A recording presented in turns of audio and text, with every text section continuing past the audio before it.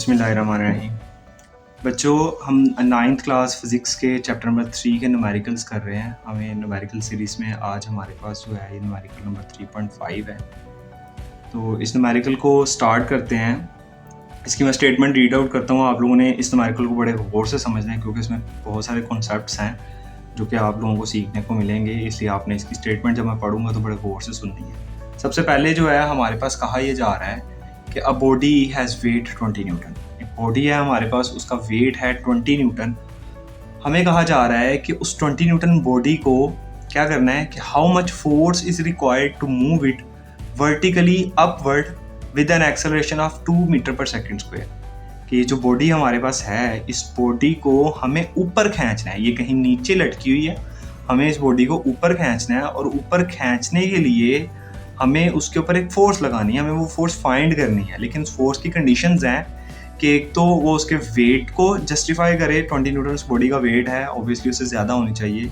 और दूसरी चीज़ जो है वो जब ऊपर खींची जा रही हो तो उस बॉडी के अंदर जो एक्सेलरेशन पैदा हो रहा हो वो एक्सेलरेशन 2 मीटर पर सेकेंड स्क्वायर का हो।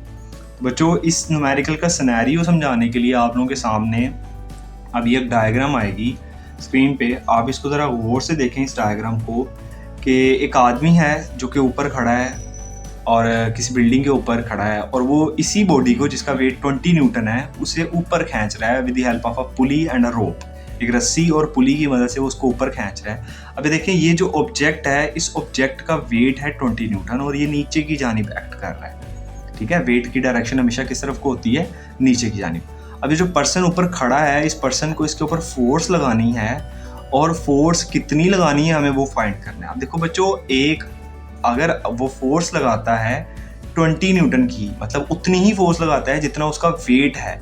तो अगर वेट और वो फोर्स इक्वल होंगी और ऑपोजिट डायरेक्शन में होगी तो ये बॉडी बैलेंस हो जाएगी। ये ना नीचे गिरेगी ना ये ऊपर आएगी।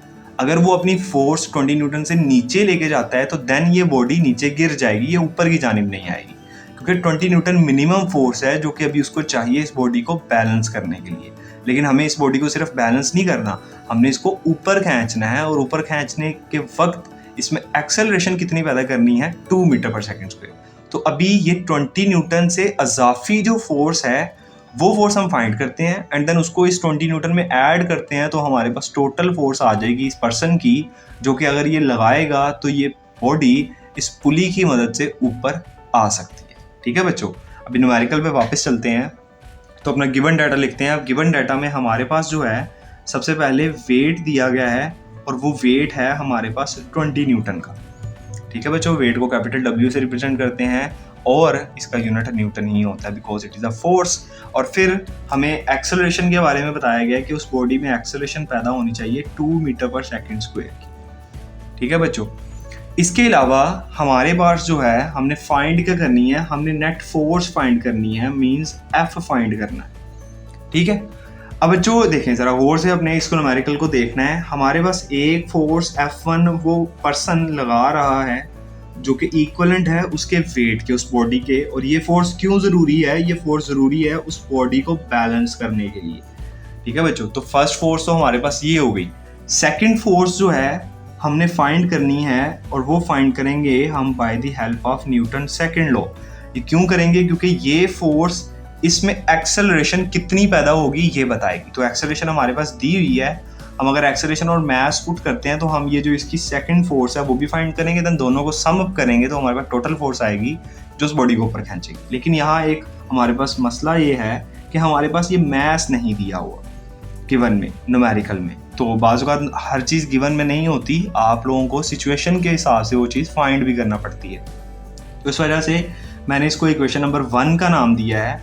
अब मेरे पास जो है वो एक फॉर्मूला है W is equals to mg। जो वेट का फॉर्मूला है ये, weight is equals to mass into gravitational acceleration. हमारे पास वेट गिवन में दिया हुआ है, ग्रेविटेशनल एक्सेलरेशन हमें ज़ुबानी याद है। हमारी अर्थ की ग्रेविटेशनल एक्सेलरेशन जो है वो कितनी होती है? 10 मीटर पर सेकेंड स्क्वायर। तो ये भी, इसको भी हम अपने गिवन में ऐड कर लेते हैं क्योंकि हम ये यूज़ कर रहे हैं। अभी हम यहाँ पे 20 न्यूटन जो है वो पुट करते हैं। इस तरफ हमारे पास मास हमने फाइंड करना है, ग्रेविटेशनल एक्सेलरेशन 10 मीटर पर सेकेंड स्क्वायर हम इस यहाँ पे पुट कर दी। हमारे पास ये 20 वैसे आ गया। न्यूटन का बेस यूनिट लिखा हमने किलोग्राम मीटर पर सेकेंड स्क्वायर। और इक्वल्स टू ये मैस आ गया, ये जो मल्टीप्लाइड बाई 10⁻⁻2 है इसको हमें दूसरी तरफ लेके जाना है, इधर मल्टीप्लाई हो रहा है, उधर जाके ये डिवाइड हो जाएगा, तो हमारे पास ये कैंसिल आउट हो जाएगा, 10 1s एंड 10 2s are 20, तो हमारे पास 2 किलोग्राम जो है इस बॉडी का मैस आ जाएगा। ठीक है बच्चों, अब हमें इस मैस को इस इक्वेशन नंबर 1 में पुट करना है, तो हम यहाँ पे लिख देते हैं कि हम क्या करेंगे, पुटिंग इन इक्वेशन 1। ठीक है बच्चों, जब वहाँ पुट करेंगे तो हमारे पास F2 इक्वल्स टू आ जाएगा मैस की जगह पे 2 किलोग्राम, और एक्सेलरेशन इसमें कितनी पैदा हो रही है 2 मीटर पर सेकेंड स्क्वायर की, तो हमारे पास 2 × 2 4 किलोग्राम मीटर पर सेकेंड स्क्वायर जो है ये यहाँ पे आ जाएगा। अच्छा बच्चों, अब ये जो किलोग्राम मीटर पर सेकेंड स्क्वायर है ये न्यूटन के इक्विवेलेंट होता है, तो हम यहाँ पे फोर्स का यूनिट लिख दिया न्यूटन। बात क्लियर हो गई है बच्चों यहाँ तक? हमारे पास ये वो फोर्स थी जो बैलेंस की, जिसने उसका वेट बैलेंस किया, उसको नीचे गिरने से बचाया। अब अगर इतनी मजीद फोर्स लगाएंगे, ये जो हमारे पास आई है इतनी मजीद फोर्स लगाएंगे, तो हमारे पास वो बॉडी ऊपर की जाने भी मूव करना शुरू कर देगी इस एक्सेलरेशन के साथ जो कि गिवन कंडीशन थी। लेकिन हमें इसकी टोटल फोर्स बतानी है, इस वजह से हम अब यहाँ पे क्या करते हैं, इन दोनों फोर्सेस को सम कर लेते हैं। तो F इक्वल टू आ जाएगा हमारे पास F1 प्लस F2, तो ये हमारे पास कितना बन जाएगा यहाँ पे, ये हमारे पास 20 न्यूटन है।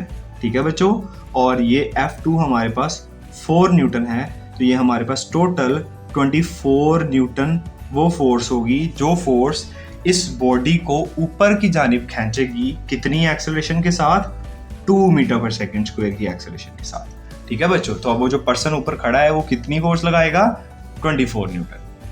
आई होप सो आप लोगों को ये वीडियो अच्छी लगी होगी, न्यूमेरिकल आपको समझ आया होगा। अगर आपको ये वीडियो अच्छी लगी है तो हमारे इस वीडियो को लाइक कर दें, हमारे चैनल को सब्सक्राइब कर दें, अपने फ्रेंड्स के साथ भी शेयर करें ताकि उनकी भी हेल्प हो। मिलते हैं हम इंशाल्लाह नेक्स्ट वीडियो में, तब तक के लिए अल्लाह हाफिज़।